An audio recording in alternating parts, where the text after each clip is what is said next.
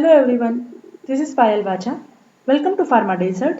In this video, we will discuss about pharmaceutical legislation part 1. So let's get started. First of all, introduction. In introduction, various definitions are available here.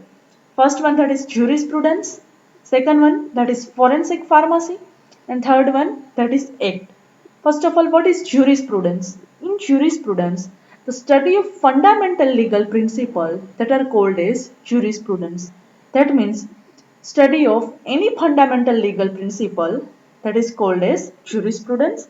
And in the general sense, jurisprudence includes the knowledge of law, and while in the case of technical science, it is the science of first principle of civil law. So jurisprudence, which is defined as study of any fundamental legal principle, and in general way, which includes the knowledge of law, and in case of technical science, it is the science of first principle of civil law. Second one, what is forensic pharmacy? In forensic pharmacy, the word forensic, which is derived from Latin term that is forensis, that means a forum, and meaning of forum, that is a public place, any marketplace or place of assembly for a judicial and other business. So, what is forensic pharmacy? Forensic pharmacy, that is a one type of word, that is a forensic, and which is derived from a Latin terminology, that is forensic.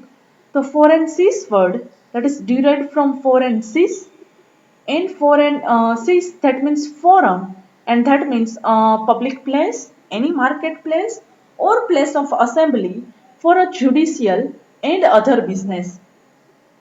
So it signifies something decided at a forum or by the public, and this is how the laws that are made in a democratic setup. So accordingly, forensic pharmacy is the application of pharmaceutical knowledge to legal problems.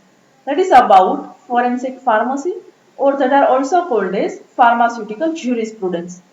Second one, what is act or law? In act or law, it is generally understood that the legislature makes the law, and in fact, they only approve the law which is framed by draftsmen. The act itself is first set by ministry. So what about act or law? Act or law, both are the synonym, and that is generally understood that the legislature which makes the law, and they only approve the law that is framed by draftsmen only. So law that is only approved with the help of draftsmen, and the act itself is first set by ministry. So the bill is later on passed by the legislature in the full-fledged statutes, and the statute is the expression of will of the legislature.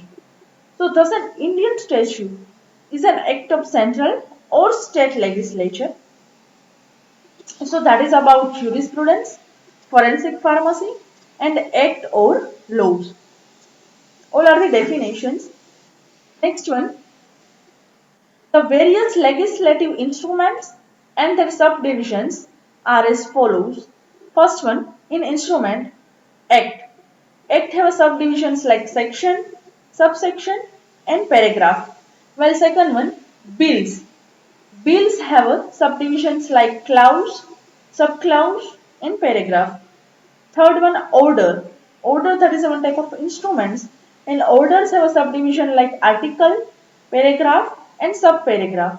Fourth one, that is regulation. In regulations that have various subdivisions like regulation, paragraph, and subparagraph. Next one, rules. Rules have various subdivisions like rule, paragraph, and subparagraph. And last one, that is schedule, that have two subdivisions like paragraph and subparagraph. So all are the various legislative instrument and subdivisions.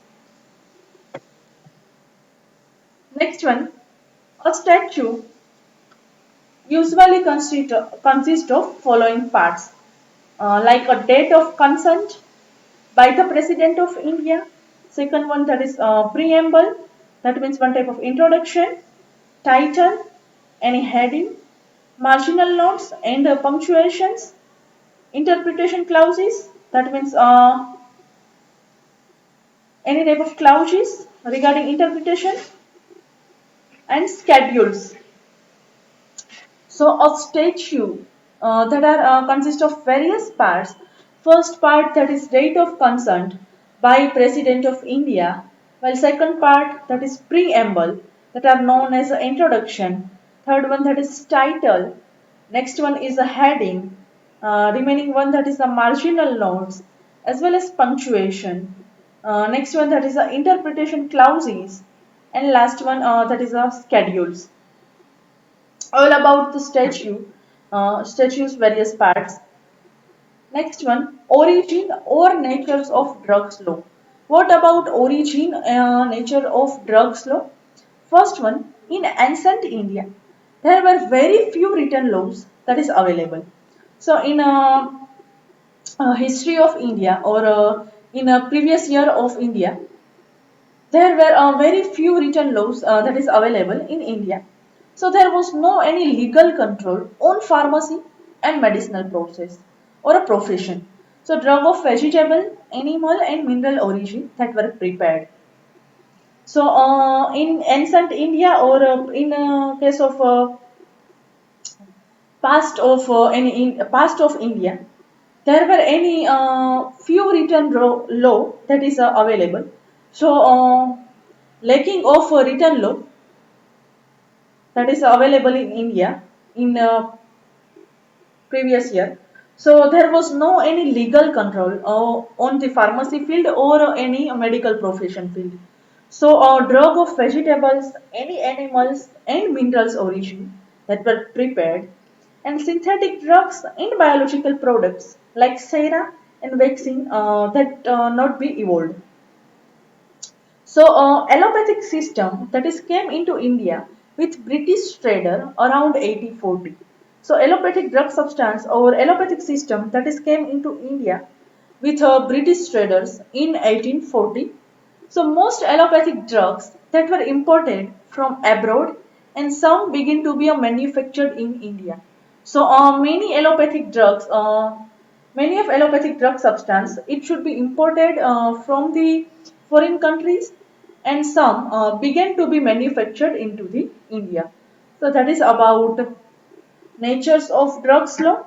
Next one, in the dealing of drugs and medicines, profit rather than services was the main motive. So what is the main motive of this act? In the dealing of drug as well as medicine, profit rather than service, that was the main motive of act. So spurious, any substandard drug substance and other adulterate drug substance that become a more common than standard and genuine one. And outside the India, drugs were manufactured specially for India, which were of inferior quality. So any spurious drug substances, any substandard drug substance, or any adulterated drug substance that become a more common than a standard as well as genuine drug substance.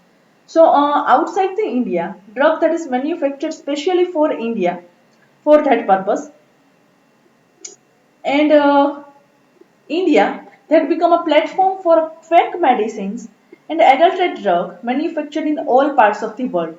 So, all parts of the world, they prepared a substandard drug substance, in spurious drug substance or adulterated drug substance for India. So, there were very common occurrence of offences related to drugs. There was no authority to control such activities. So, in that case, except the Poison Act, according to 1990, there were no laws in India which regulate the import, manufacture, advertising, or sale of drug substance. So, except a Poison Act that is available in 1990. So, remaining any type of, not any one type of laws that is available in India, which regulate import, export, manufacturing, otherwise advertising of a drug substance. So there were some laws which have indirect bearing on drugs, like various laws or act and their statements. First one, that is Indian Penal Code.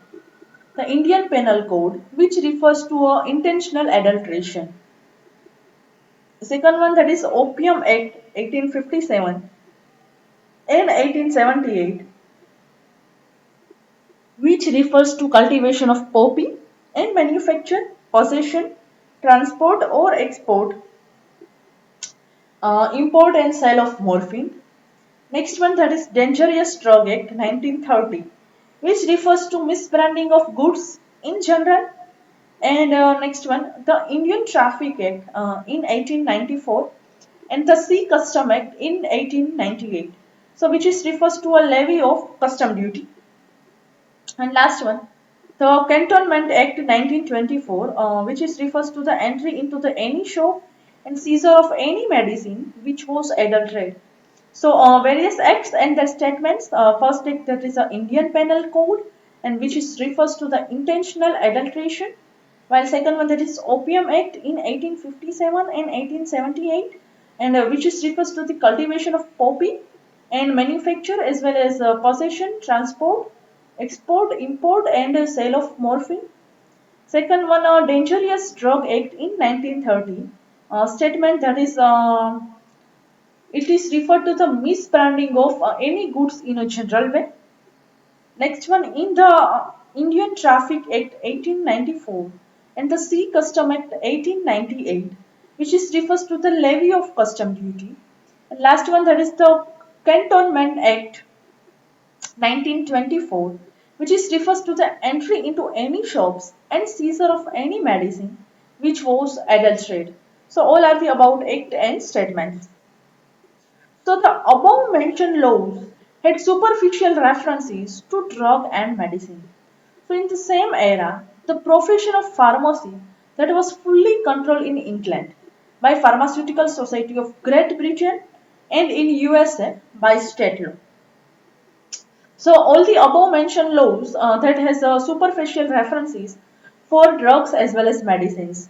So in the same time, the profession of pharmacy that was fully controlled in England by the Pharmaceutical Society of Great Britain as well as in USA by the state law. So in the same time, profession of pharmacy that was controlled in England by Pharmaceutical Society, and second one, that is also controlled in USA by state law.